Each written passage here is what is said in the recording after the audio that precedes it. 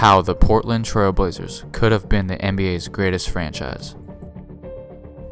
In the year 1970, Portland, Oregon was granted their first major sports franchise in the Trailblazers.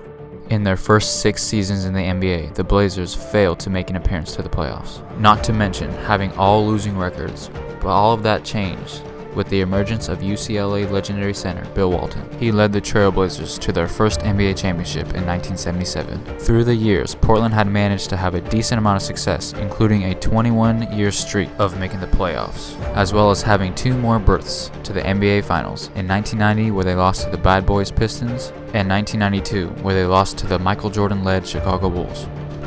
As you can tell, the Blazers have had a pretty successful tenure in the NBA, but I believe they could have been one of the greatest sports franchises in history. They could have been mentioned in the same breath as the Lakers and Celtics.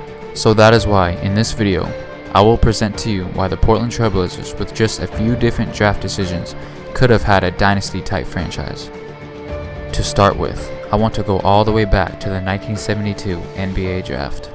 In that draft, the Trailblazers had the first overall pick, and with that pick, they selected 6'11" center LaRue Martin. Martin definitely did not live up to the expectations, only averaging 5 points per game and 4 rebounds per game in 4 seasons with the Trailblazers. Considering who else was in that draft, I believe the Blazers could have made a much better decision selecting 6'7" small forward Julius Erving, who went on to be one of the all-time greats with 11 All-Star appearances, an NBA MVP in 1981 to go along with an NBA championship in 1983 with the 76ers. Can you imagine pairing Dr. J with Bill Walton in the 70s? That would have easily warranted multiple championships alone. Next, the 1976 ABA Dispersal Draft. In 1976, the NBA hosted a dispersal draft to select players from the Spirits of St. Louis and the Kentucky Colonels, 2 ABA teams who were not included in the ABA to NBA merger. The Blazers had the 2nd and 5th overall picks, and they chose power forward Maurice Lucas with the 2nd pick and center Moses Malone with the 5th pick. The Blazers liked both players they chose, but they realized they had really similar play styles, so to avoid salary cap problems, they had decided to release one of them.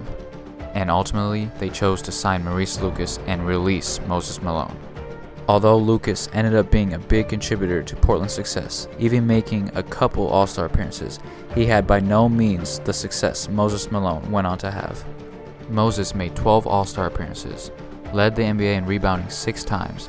He won an NBA championship in 1983 with Philadelphia, where he was named Finals MVP against the Lakers. He also was named the NBA's most valuable player 3 times. In my opinion, Portland definitely should have signed Moses over Lucas. The 1978 NBA Draft. In 1978, the Indiana Pacers held the first overall pick, but instead of selecting in the draft, they chose to trade the first pick to the Trailblazers. Portland already had an idea who they wanted to pick, and he was a 6'9" forward from Indiana State named Larry Bird. But before the draft started, Bird made it clear that he would be returning for his senior year in college, so whoever selected him would have to wait 1 season before he played in the NBA.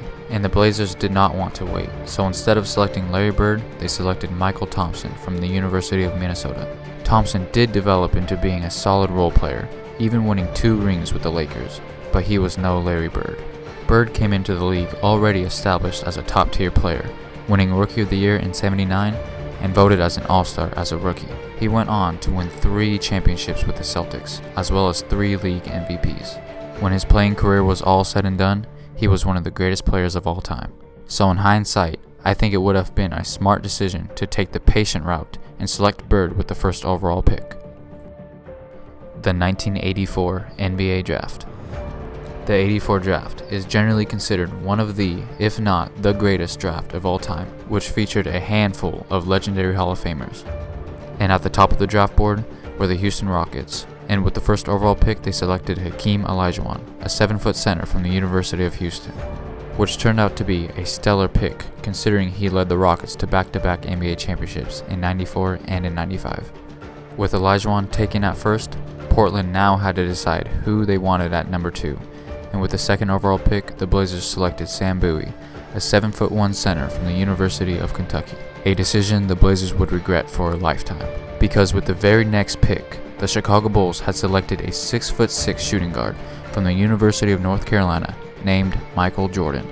who universally is considered the greatest basketball player of all time. There's no point of listing all of his accomplishments, because by now you probably know all of them. While MJ was having massive success in the league, Sam Bowie on the other hand was not. Bowie was injury prone, and it seemed like every time he showed a glimpse of promise, he managed to get some type of season-ending injury. I know there are some of you out there who are probably stating that it was kind of pointless for the Blazers to pick Jordan, considering they already have a similar player in Clyde Drexler, and that would have prevented Michael to shine. But can you imagine how impossible it would have been to have to defend both of them on the court at the same time? Jordan could have had a championship years before he won any in Chicago. And finally, the 2007 NBA Draft. Going into the 2007 NBA offseason, Portland already had a couple solid young players full of potential, which included the 06-07 Rookie of the Year Brandon Roy and the talented power forward LaMarcus Aldridge. All they needed was to add maybe one more great piece in order to merge themselves out of the West. And during that year's draft lottery, Portland surprisingly found themselves the owner of the first overall pick, in a draft full of promising talents. All of the media knew that Kevin Durant was a star in the making, and if the Blazers picked him, he would be their franchise player for years to come. But the Blazers wanted championships, and in 2007, all the scouts were saying that the Ohio State superstar Greg Oden would without a doubt deliver the Blazers multiple trophies. He was supposed to be the second coming of Bill Russell, but instead, they got the second coming of Sam Bowie. Even before his rookie season started, it was over due to a knee injury. Oden never really seemed to recover from his injuries. He played in only 82 games, the equivalent of one whole season of his 5 seasons with the Trailblazers. And in contrast, Kevin Durant was flourishing in the league. He managed to lead the league in scoring 4 times. He won a league MVP in 2014 to go with an appearance to the 2012 NBA Finals with the Oklahoma City Thunder. If only Portland knew to select Durant instead of Oden, they could have had a really special team with Aldridge, Roy, and Durant, possibly even a dynasty. Now I know what you're thinking. Portland might not have been in some of these positions if they chose the right picks in the first place. But you have to admit, Portland seemed to consistently make the wrong decisions when it comes to the draft. So what do you guys think of Portland's choices in those previous drafts? Do you agree that they could have been an all-time great team? Let me know in the comments, and don't forget to like and subscribe. Thanks for watching.